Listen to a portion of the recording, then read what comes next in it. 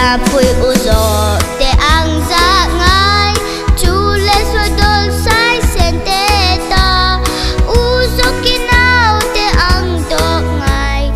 chu chu pham lai xin ding lên tan luang sen la te kadam a hian rang ka chak ain I hlu zo